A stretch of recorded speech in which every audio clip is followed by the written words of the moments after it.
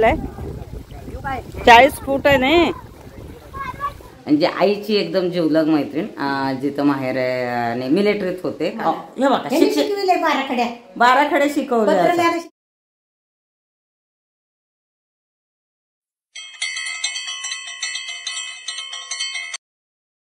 चला सुरुवात करते. स्टिचिंग सुरेखामध्ये सगळ्यांचं मनापासून स्वागत आहे.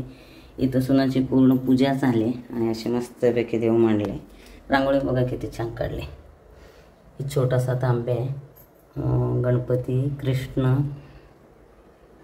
विठ्ठल रखुमाई. विठ्ठल रखुमाईची तर नाही, जेजुरी आणि तुळजाभवानी. श्री स्वामी समर्थ कुठे? हा, श्री स्वामी समर्थ आहे. घंटा दोन आणि इकडे दोन. हे काय आहेत ग? हे विठ्ठल ते पितृदेव आहे. होय, पितृदेव आहेत. आणि कलश आहे असा. आणि पंचपाळ बघा, जुनं पंचपाळ असं. हे लग्नात दिलेलं आहे? नाही, तू घेतलेलं आहे. आणि हे असं आहे. आणि इकडे आमची गव्हाची खीर शिजायला लागले आणि आम्हाला बोलवा लागले तिकडे. हिने चहा केलं, इकडे नाश्त्याची तयारी. चल चल चल जाऊ. तर समोर मी तुम्हाला जे काय ग बाई विहीर दाखवली आहे तिथं पोहायला गेले आणि माझे चप्पल तुटलेत. मी कोणाची चप्पल घालायला लागले. थांब थांब, इथं आहेत, इथं आहे ते. ही अशी गडबड आहे. वातावरण मस्त आहे. चल, आमची सुना बघा. सुनाला बी पोहता येते, मला येत नाही. सुना येते नाही तुला पोहायला? आता पोहतेस का नाही? मग उतर विहिरीत. नाही नाही म्हणते. इकडे दाखव.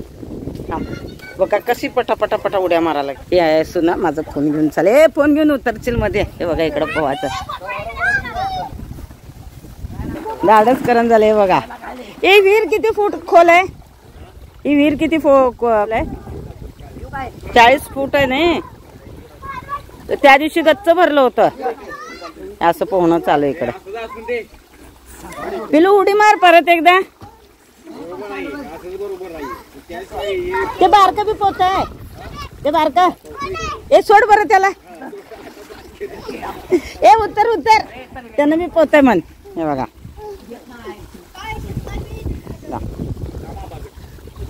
हे बघा सर कसे पोहतात.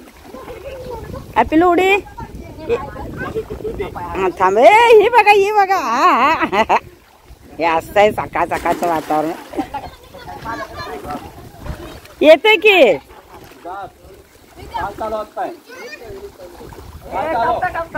कसं वाटलं पिल्लू? झालं बस झालं, एवढंच पोले.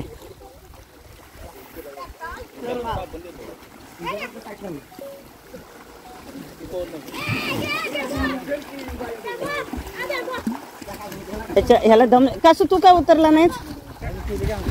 मग काय होतंय परत आंघोळ करायला? हा दम येते नाही लई. ह्या कसं उडी मारला बघ. ते बारकं कुठे गेलं?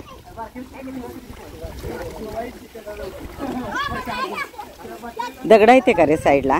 एवढंच उतरालाय ना. होय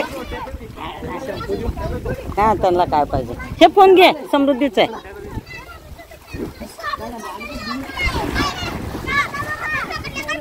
ओय बारका कर की. हा तुझा व्हिडिओ घ्यायचं. कर कर पटकन उडी मार. हा हा, तू मार तू मार. मी मारू? हे बघा हे बघा हे बघा. हा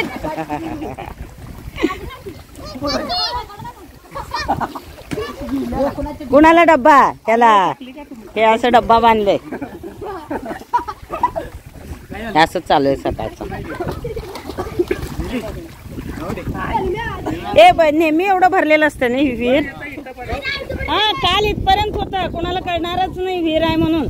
सहज इथं शेतात पाणी म्हणून पाय ठेवायचं कोणतर. मग तुला काय आहे ना का? कालचे 500 रुपये दिली नाहीच का बरं? हा त्याच्या वाटणीचं कॅडबरी 500 रुपयाचं कॅडबरी दिलेच. आता मी तुमच्या घरला येणार आहे, पैसे घेतल्याशिवाय जाणार नाही. हा मग आमच्याकडे असं पद्धतच आहे. वाढदिवसाला बोलवल्यावर 500 रुपये घ्यायचं. आता काय करते सांगा? एवढं मोठमोठ्या गोष्टी सांगते आणि अजून तिला पोहायला येणार. एवढ्या मारतोच पिल्लू. यांना आता कुडकुडा लागलाय. रोज असते ने. यांनी सगळे इथं करते ते रोजचं. किती वेळा? हा सगळेच बरं आहे, तेवढाच व्यायाम होत आहे. चला चला हे बघा यांनी सांगायला लागले थाकलून द्यावं लागतं घरला चला म्हणून. काय तोंडाला लावतेच साबण? ए किती वेळ पोहतेस तू? सकाळी का संध्याकाळी? म्हणजे उठलं की याचं इकडं पोहाला. तुला काय झालं ग? ओय ओय तुला काय येत नाही? पोहाला काय येत नाही तुला? अजून येत नाही? 500 रुपये दे येते मग.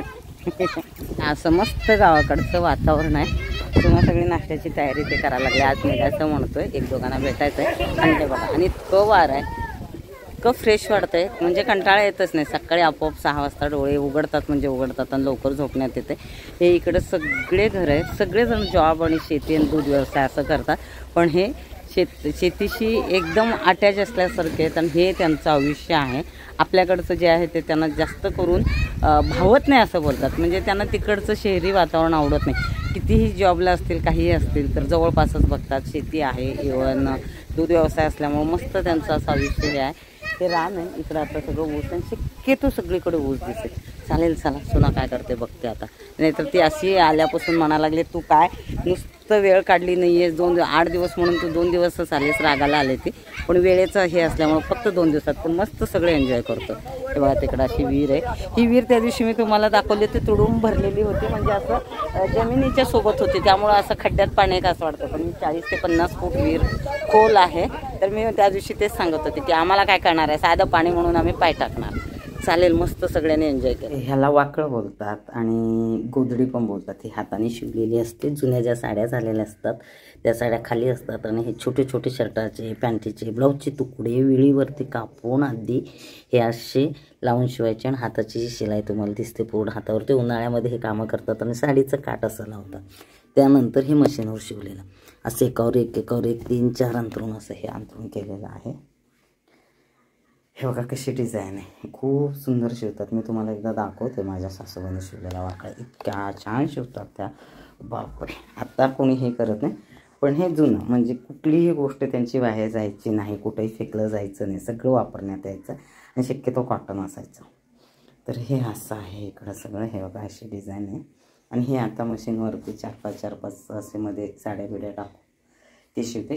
सोना स्वतः शिवते. आणि ही तिच्या सासऱ्याची जुनी मशीन आहे. आय थिंक तर वर्ष होऊन गेलं बोलते. आणि एकदम शिलाई मस्त येते. मोटर नाही आहे, पायडलनेच आहे. पण हे बघा म्हणजे खूप छान आहे ह्याची क्वालिटी. म्हणजे हे काय बोलतात, ह्यातलं सगळे जे काही हे आहे ते शटल झालं किंवा कात्री झालं काहीही चेंज केलेलं नाही आहे. इकडं गरमागरम पोहे केलेत आणि दुसरा पण नाश्ता करणार आहे उपीट. ते उपीट गावाच्या रवाचा. आणि इकडे खीर. अशी गडबड चालली. चालेल त्यांना देते आधी. आमच्या सोनाची गडबड बघा किती, त्यामुळे हे बंद करायला.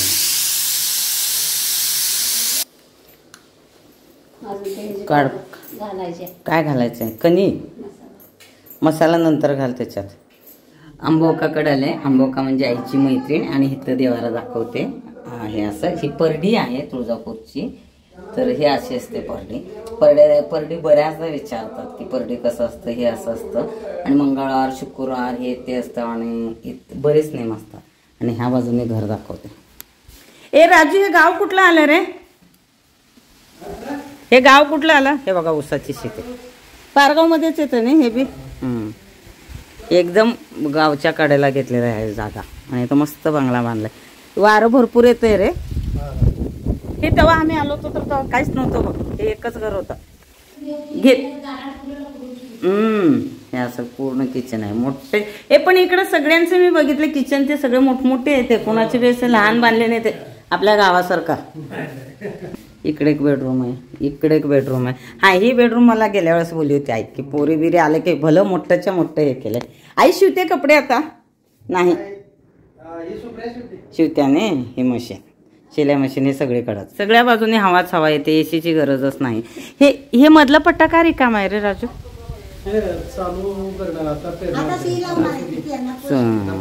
ऊस सोडून दुसरं कायच दिसत नाही इकडं. जबरदस्त उत्पन्न आहे, ओळख करून देते. आम्ही आंबोकाचं बोलतो. म्हणजे आईची एकदम जिवलग मैत्रीण, जिथं माहेर आहे मिलिटरीत होते का. आणि 4 मुली आणि 2 मुलं, बेबी, अरुणा, परत चिमा. असं कोणत्या साली तू गाव सोडलीच कविता? हा 91ला. कारण काय होतं, पोराचं शिक्षण आम्ही हे ऐकलं होतं. आणि काका मिलिटरीतून आले की आमच्यात म्हणजे दिवाळी असल्यासारखे राहायचे. लय म्हणजे लय इतकी वेळ घालवला. मला वाटतं मी 7वी नाही 4थी 5वी बेबीचं मोठीचं एकटीचं लग्न झालं तेव्हा तिने गाव सोडलं. सगळे म्हणायचे का गाव सोडते, एवढं चांगलं आहे. म्हणजे थोडंसं आमच्याकडे उत्पन्न शेताचं आहे. पण आता बघितल्यानंतर मला वाटतं गाव सोडलं ते तुझ्या दृष्टीने बरं झालं. का बरं सोडलीस तू? शिक्षणच मेन कारण. हा, शिक्षणासाठी. पण तेव्हा पण खूप हुशार, एकदम धडाडीने. असं आंबोका, माझी आई आणि कस्तुरमामी ह्या तिघी जमल्या की संपलं. पण खूप असं वेगळं एक वातावरण राहायचं हे. पण आता मला वाटतं मध्ये बिलकुल आमचं भेटणं होतच नव्हतं. आता तिची तब्येत थोडीशी डाऊन आहे पण आवाज खडखडीत आहे. सगळे व्यवहार यायचे तेव्हा तुला सुद्धा. किती शिक्षण झालं होतं आंबोका तुझं? माझं कुठं शिक्षण झालं?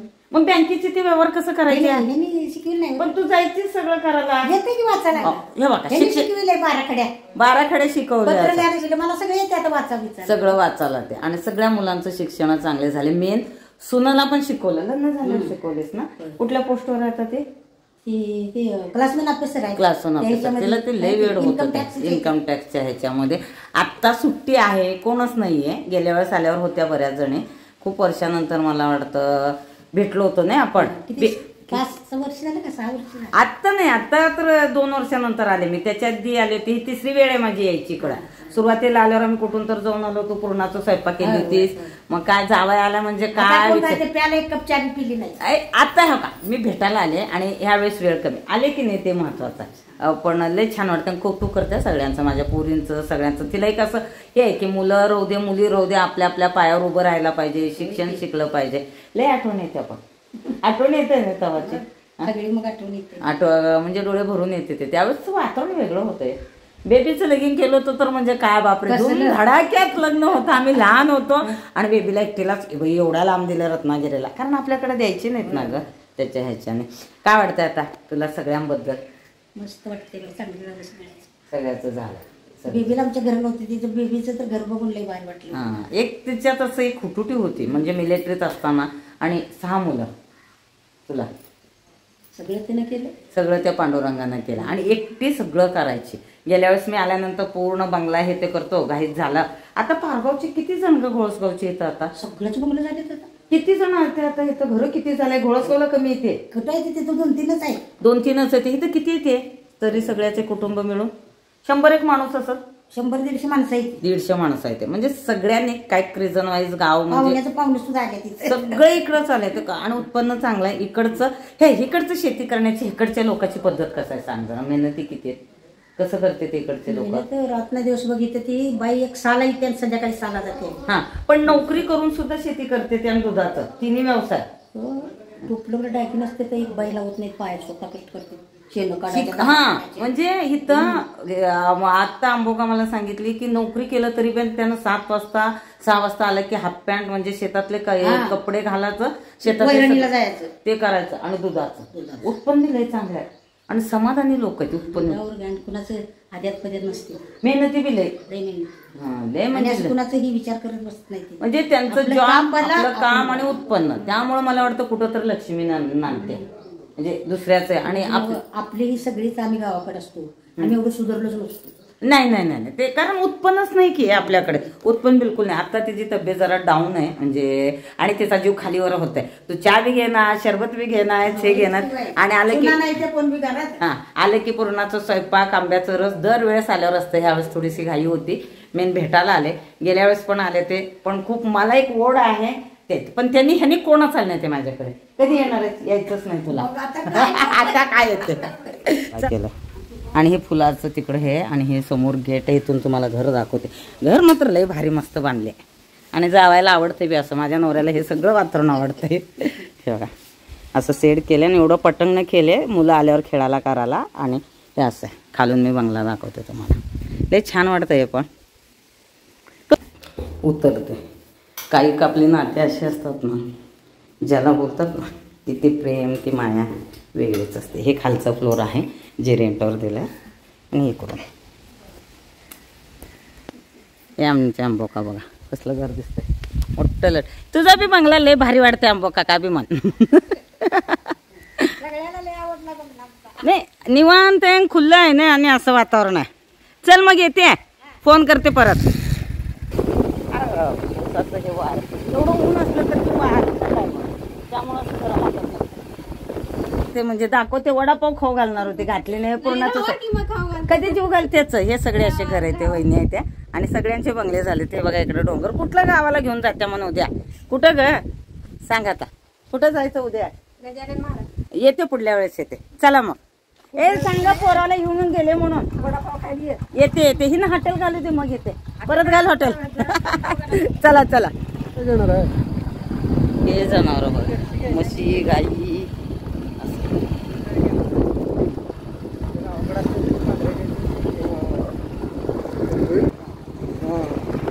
इथं कशाला आलाय इकडं का असं पुसणी कशाचं शिवलेस तू. साडी साड्या आणि आत सुती पोत. कुठलं पोत आपले सुती पोत ते आपले पोते ह्याचे गावाचे ह्याचे ते म्हणून ते पाय पुसायला बरं पडतंय.